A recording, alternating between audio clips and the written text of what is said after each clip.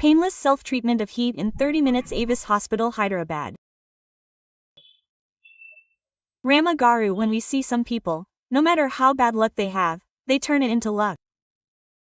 They even convert the loss they have into profit. The same is true in reverse. No matter how lucky some people are, it keeps turning into bad luck.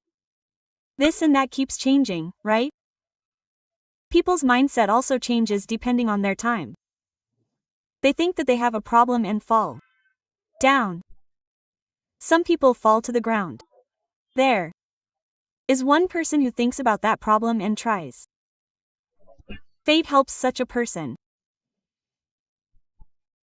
He fixes and corrects what has fallen under him and how he stands up. We cannot say how each one is.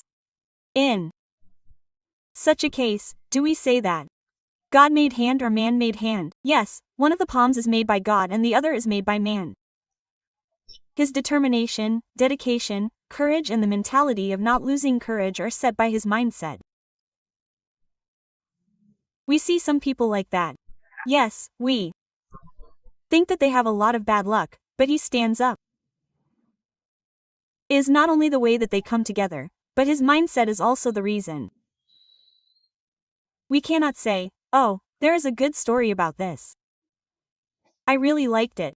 It is a short story but it is very good. Once upon a time, there was a slave named Vamangu. This slave worked for a ship merchant. The ship merchant was very good. What he did was give him a small ship and said, "You have been working with me for many years. Vamangu, you do business with this ship. You come up and I will hire another slave." Quote. He bought some goods and put them on the ship. That was the way it was in those days for selling. What happened when he went? He was unlucky. He got lucky. Who gives ships? They don't give them, they give them. But when he went out to sea, the ship got caught in a storm and broke. Alas! The whole thing was completely flooded. All the slaves and people on board were lost. But Vamangu survived. What if he was lucky again? If Vamangu, who survived, found some wooden plank, he held onto it and somehow survived. He reached an island in 4 days. Okay, he knew it was an island, everything was fine, but as he went a little further, he thought that someone had reached a place and was looking for food on the ground. He wondered if he would find some food. Let's see what was actually here. He came forward and thought that it was all like a beautiful empire. The island was very well furnished and nice. As soon as he went to that island, everyone was talking as if they remembered him. I don't understand. They all seem to remember me. What? How do they know me? He was surprised. What happened in the meantime? A chariot with ministers, vassals, and them, blowing trumpets and harps came to him. To this Vamangu. Vamangu was surprised. I am a slave. How did I become a ship merchant? Now I am a candy sea. What do I have for my livelihood? Why are all these people coming to meet me? Quote, if you think so, they all said, hello, are you well? Come, get on the chariot. Quote, was very surprised. Who do you think you are? We know you are foreigners. You have come from somewhere. Even if you are a foreigner, from today onwards, you are our king. He said, what is this? You have suddenly become a king. If you think that you are the captain of the ship, misfortune has befallen you. I fell into the water. If you are lucky enough to be alive, now you are even more lucky, king. Even if you are going, you are going. He went. His companions, who had been in the water for 4 days, gave him a clean bath, fed him a full meal, and made him a king in the evening. He became a king. A dinner was held for the island that night. While sitting at the dinner that night, he asked, what is this story? Why are you making a newly arrived foreigner a king like this? That is, since when has this island been rich?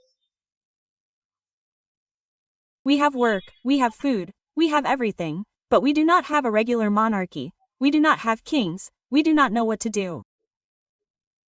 Or not to do. We used to do things in various ways, but a foreigner, a great sage, came here.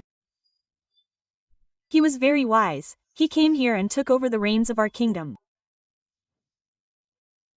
What he said was that you should not quarrel among yourselves like this, you should have a king. If one of you is the king, the rest of you should answer to him because everyone is equal there, so make the foreigner the king. If any foreigner comes, he will become the king. Oh.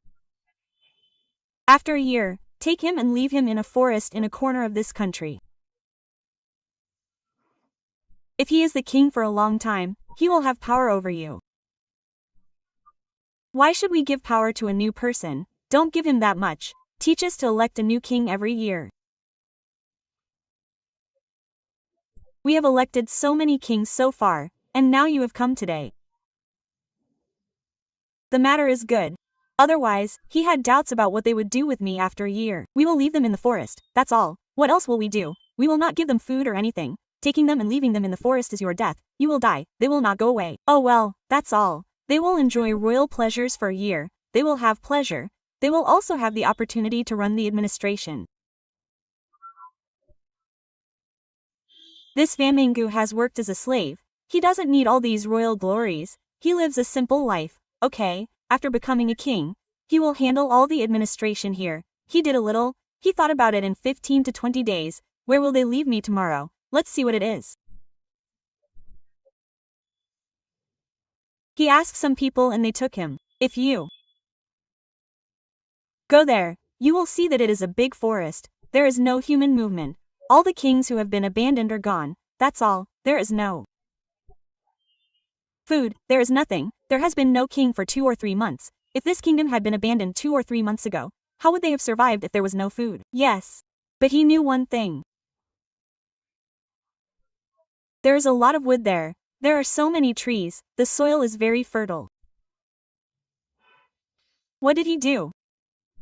He started going there every week. While looking after the administration here, he took some soldiers from here and started farming there. He cut down all the trees and built some buildings. He was preparing the buildings in advance. He was preparing them. From there, on the other side, he started farming on a nice, wide, fertile land. And who would go from here every day to work there? He took a group of people and dropped them there to work. When they were there, what did the people in this village do with their wards?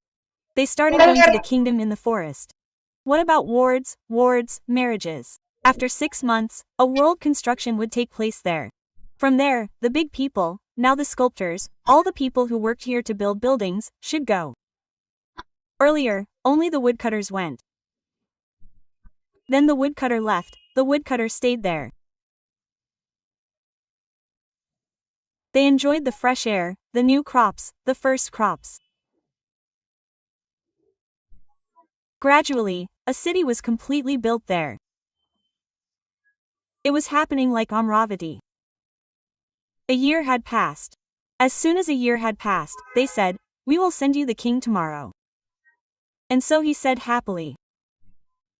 The officials who came to send him were shocked. They asked the same thing. There is a city here. They looked around the whole city. From there, the next day, all the wealthy householders in this village came to see. There was no forest. After 3 days, they held a big meeting and decided to unite this city and that city. There was only one king for both cities, Vamangu. The previous kings did not have that knowledge. Everyone knew this. If they said, "We will leave you later," they left you later and prepared to die. What did he do? He built a world. A visionary is a person with vision. A person with vision will always be a king. Without thinking, he thought that Vamangu should be the king of these 2 great cities. The people had the intelligence to respect his vision. They respected him and made him the king. Vamangu became the king forever. Later, 1 or 2 daughters of these wealthy householders were given to him in marriage.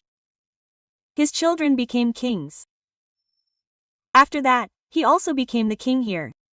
The story of the 2 great cities. Let's look at how smart we are at home. Namaste. Namaste ji.